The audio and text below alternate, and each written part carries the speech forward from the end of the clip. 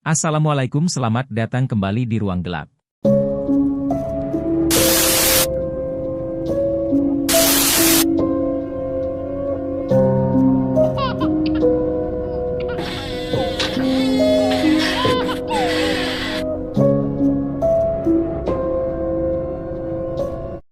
Dalam kisah teror rumah di tengah hutan Bengkulu. Kisah ini dialami oleh Pak Amril dan juga Pak Ludin pada sekitaran tahun 1980-an. Kedua sahabat yang sama-sama tinggal di daerah Bengkulu tersebut, pernah mengalami kejadian janggal yang tidak dapat mereka lupakan.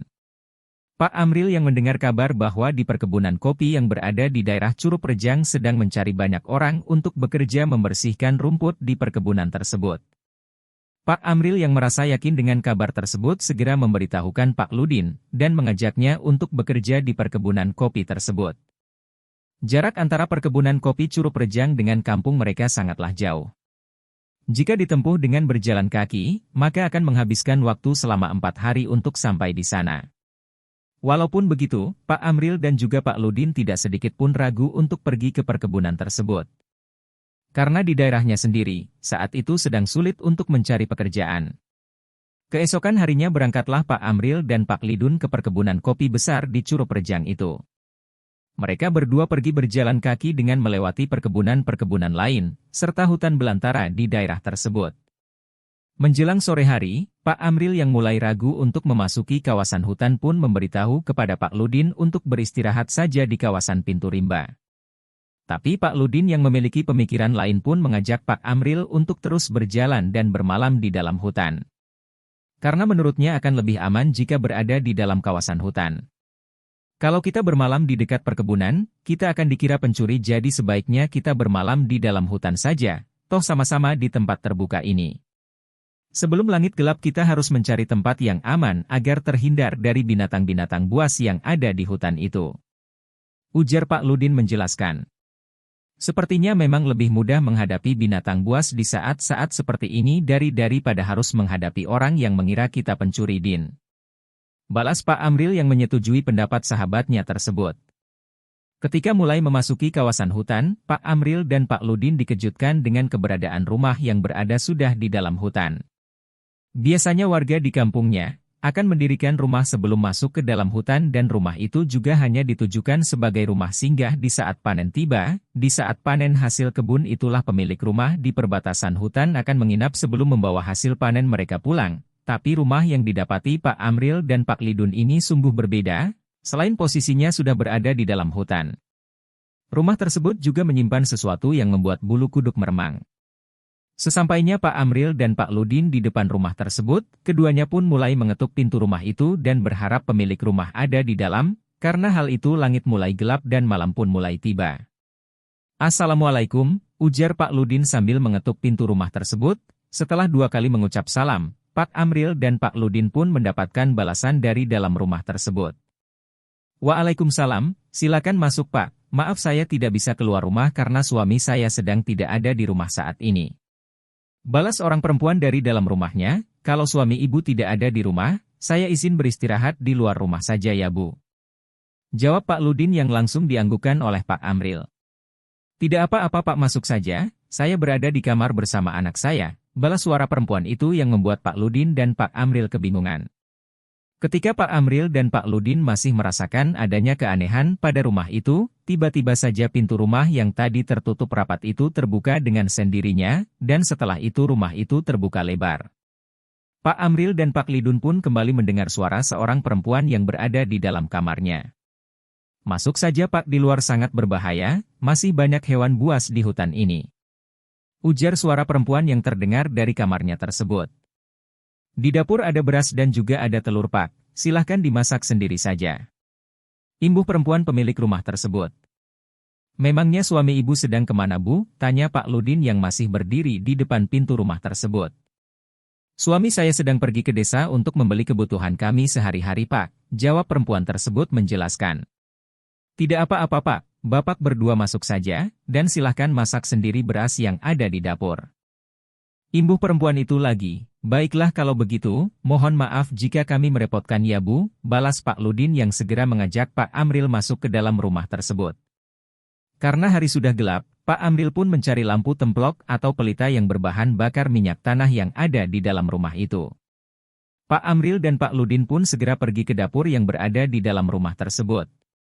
Karena tidak mendengar suara aktivitas dari kamar ibu pemilik rumah itu, Pak Amril pun berinisiatif untuk mengajak ibu itu berbincang dari dapurnya. "Kami memasak beras yang kami bawa sendiri saja ya Bu, kami hanya meminta telurnya saja," ujar Pak Amril dari arah dapur. "Masak saja beras yang ada di dapur Pak daripada tidak dimakan.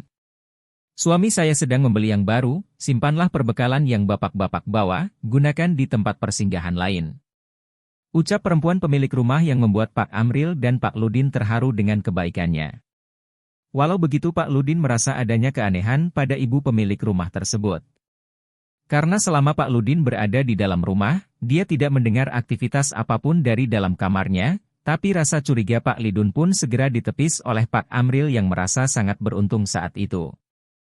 "Perjalanan kita masih sangat jauh dan kita tidak sepatutnya mencurigai pemilik rumah ini yang sudah dengan baik mau memberi kita tempat bermalam dan juga memberi kita makan," ujar Pak Amril yang membuat Pak Lidun menganggukkan kepalanya. Setelah selesai memasak, Pak Ludin dan Pak Amril pun menawari ibu pemilik rumah untuk makan.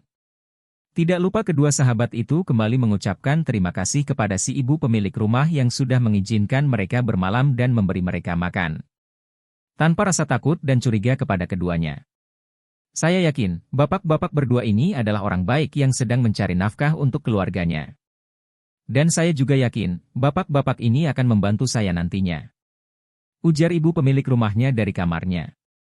"Saya istirahat dulu ya Pak, silakan dimakan dan setelah itu beristirahatlah dulu di rumah ini," imbuh ibu pemilik rumah itu lagi.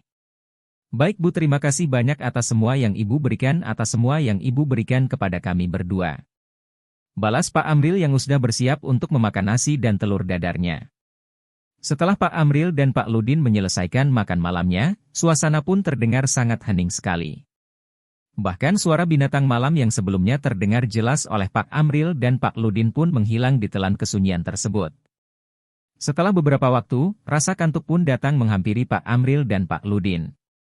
Karena merasa tidak enak untuk tidur di dalam rumah tersebut, Pak Ludin dan Pak Amril pun memilih untuk tidur di teras rumah yang terdapat tumpukan kayu di depannya.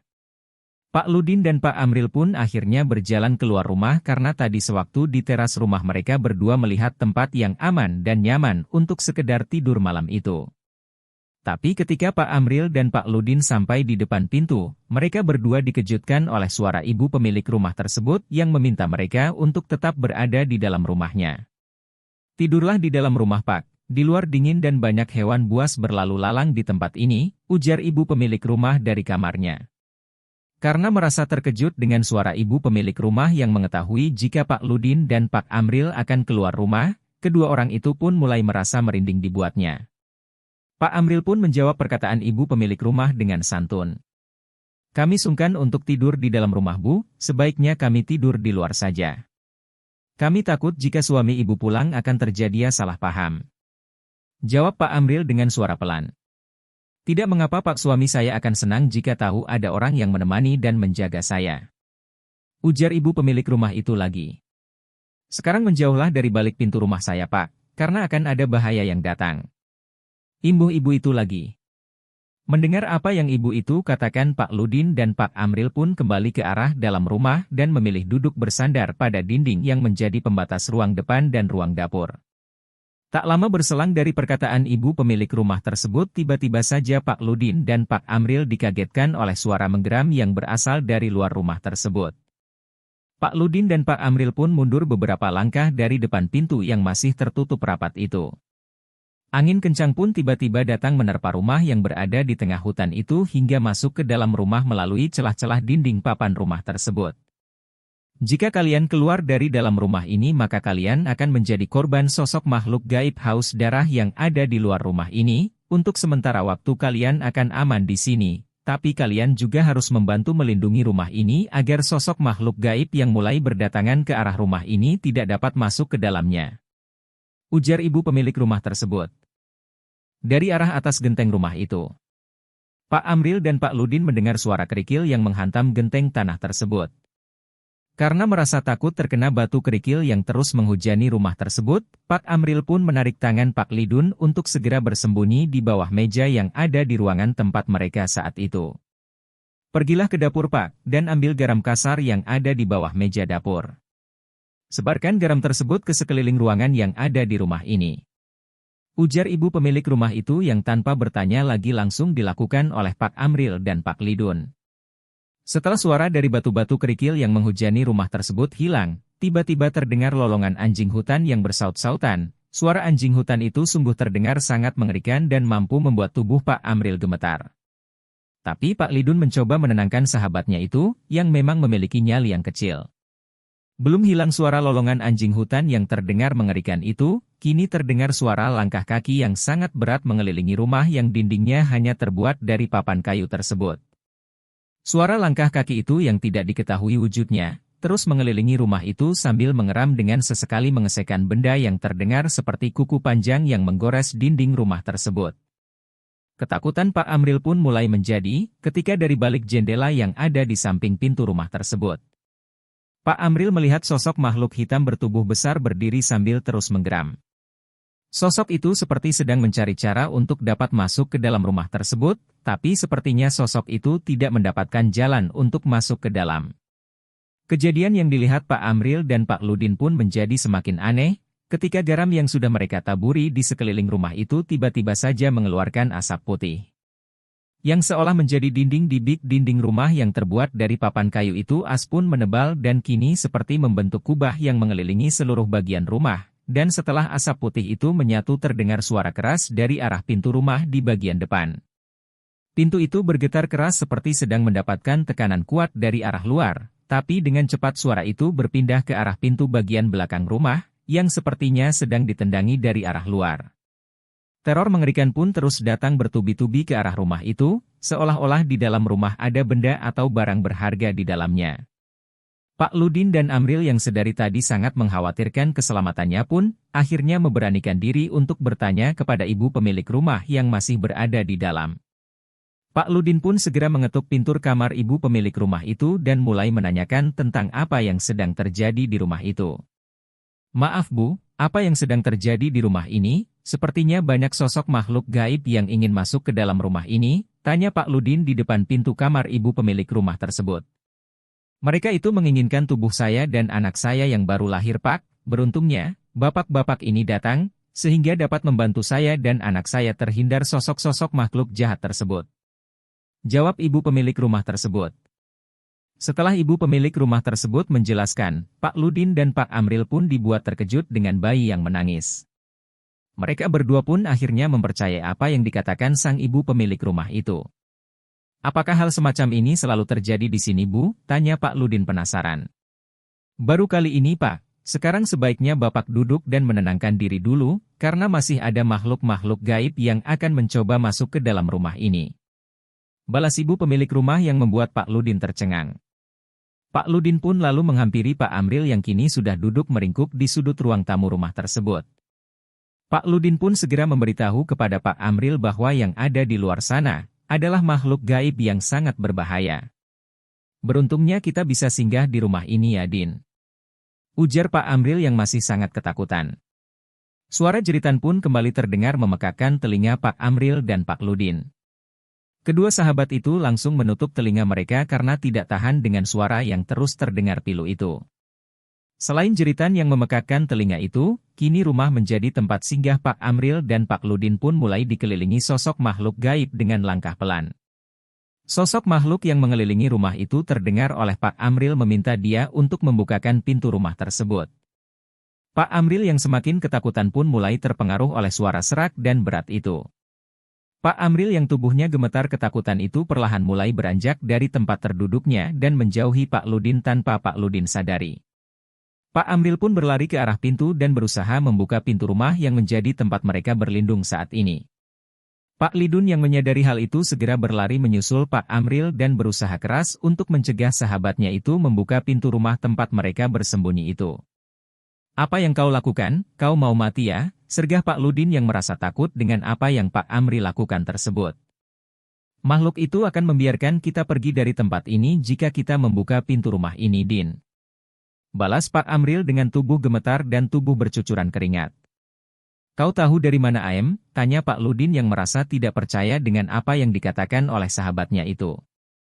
Makhluk yang ada di luar sana mengatakan hal itu Din.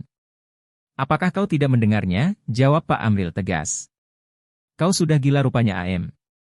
Mana ada yang berkata seperti itu, di luar sana itu makhluk-makhluk gaib jahat yang akan mencelakai kita Aem. Balas Pak Ludin tegas sambil terus memegang lengan Pak Amril. Tidak Din, makhluk di sana tidak menginginkan kita, sekarang ayo kita buka pintu rumah ini.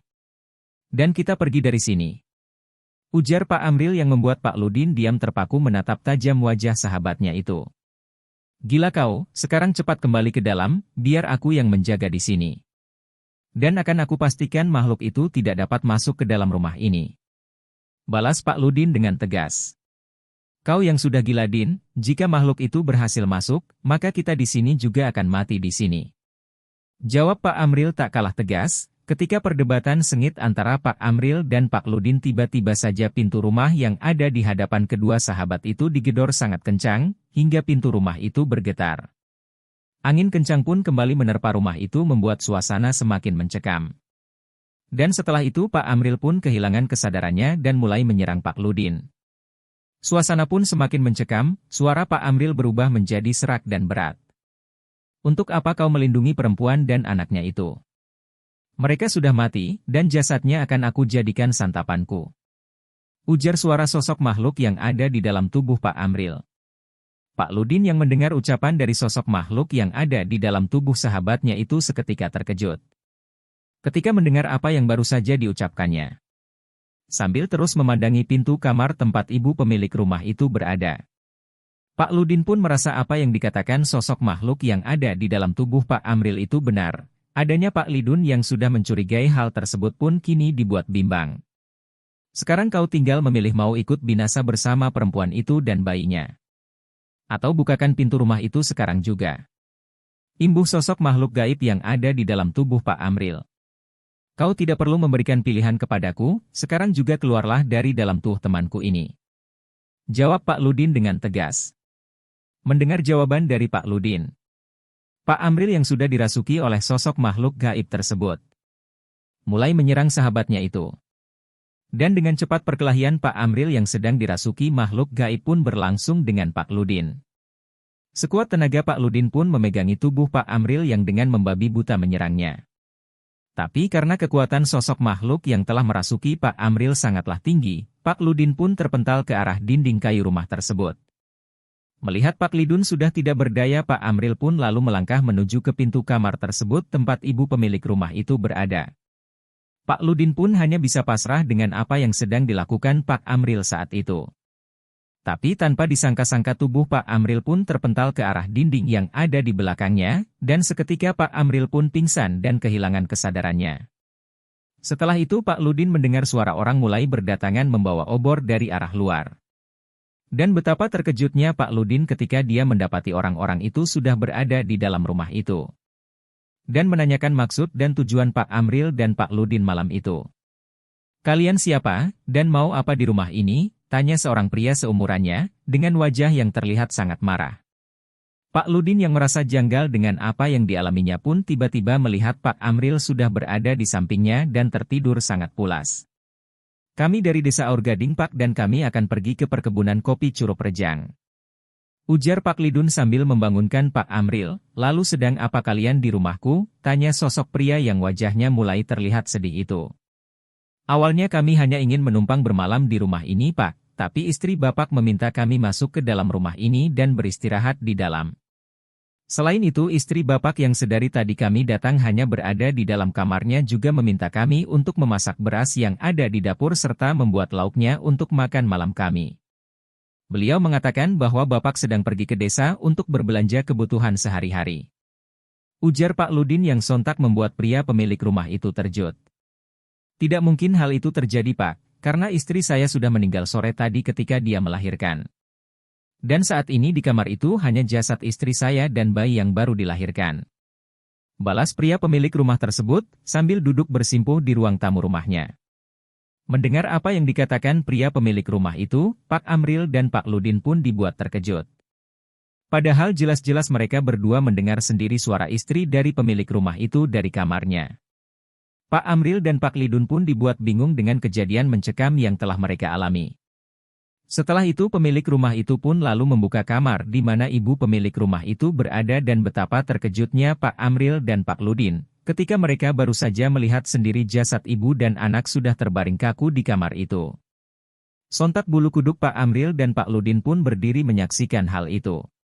Bagaimana tidak ketika mereka baru saja sampai dan mengetuk pintu rumah itu serta mengucapkan salam, ibu yang jasadnya telah terbaring kaku itu menjawab salam dari Pak Amril dan Pak Lidun.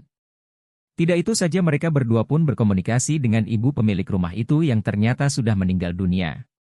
Setelah saya mengikhlaskan kematian istri dan bayi saya pun segera pergi ke desa untuk meminta bantuan warga desa membawa pulang jenazah istri saya kembali ke desa Pak. Tapi saya juga sempat khawatir jika ada makhluk yang datang ke rumah ini untuk mengambil jenazah istri saya. Ujar pria pemilik rumah tersebut yang bernama Marbun. Demi Tuhan kami berdua tidak berbuat apapun di dalam rumah ini Pak. Awalnya kami ingin memasak perbekalan kami sendiri tapi istri Bapak berkata dari dalam kamarnya untuk memasak beras yang ada di dapur serta membuat lauk yang ada di sana. Ujar Pak Ludin menjelaskan. Ibu itu juga memaksa kami untuk tetap berada di dalam rumah Pak. Karena istri Bapak bilang jangan di luar, sangat berbahaya bagi kami. Imbuh Pak Amril yang sudah dapat kembali berbicara. Benar Pak, kami sungguh tidak berbuat apapun, sahut Pak Ludin dengan tatapan wajah lugu. Iya Pak saya percaya karena saya pergi dari rumah ini meninggalkan istri dan bayi saya yang sudah meninggal dan sekarang kami akan membawa jenazah istri saya ke desa Pak. Balas Pak Marbun sambil meneteskan air matanya. Setelah itu Pak Amril dan Pak Ludin pun membantu Pak Marbun dan warga desa lainnya untuk membawa jenazah ibu pemilik rumah yang memang sudah meninggal sebelum mereka berdua datang ke rumah yang berada di tengah hutan tersebut. Pak Amril dan Pak Ludin yang membantu Pak Marbun dan warga desa lainnya merasa jenazah yang mereka bawa kembali ke desa tersebut sangatlah berat sehingga menyulitkan orang-orang yang mengangkat jenazah tersebut. Benak Pak Amril dan Pak Lidun masih terpikirkan kejadian janggal yang menimpa keduanya di rumah itu. Hal-hal aneh yang mereka temui itu sungguh sangat membingungkan jika diceritakan, hingga saat ini Pak Amril dan Pak Lidun tidak mengetahui apa tujuan makhluk-makhluk yang menerornya setelah malam tiba dan mereka berdua pun masih dibuat bingung ketika mereka berdua dapat berkomunikasi dengan sosok yang sudah meninggal saat itu. Pak Ludin yang meyakini tentang teror dari makhluk-makhluk gaib itu hanyalah sebuah mimpi. Menjelaskan jika beliau sempat merasakan kantuk yang luar biasa sebelum kejadian teror tersebut, tapi berbeda dengan Pak Amril beliau meyakini bahwa apa yang mereka alami adalah sebuah kenyataan dan bahkan Pak Amril pun masih ingat setiap detail kejadian yang menimpanya saat itu. Pak Amril mengaku janggal jika menyebut kejadian itu hanyalah mimpi karena mana mungkin mereka berdua dapat mengalami mimpi yang sama persis antara satu dengan yang lainnya. Setelah mengantar jenazah ibu dan bayi itu, Pak Amril dan Pak Lidun pun kembali lagi ke kampungnya dan mengurungkan niat mereka untuk pergi ke perkebunan kopi yang ada di Curug Rejang. Selesai semoga bisa memberi hikmah saya pamit mohon maaf kalau ada salah kata wassalamualaikum tetap di ruang gelap.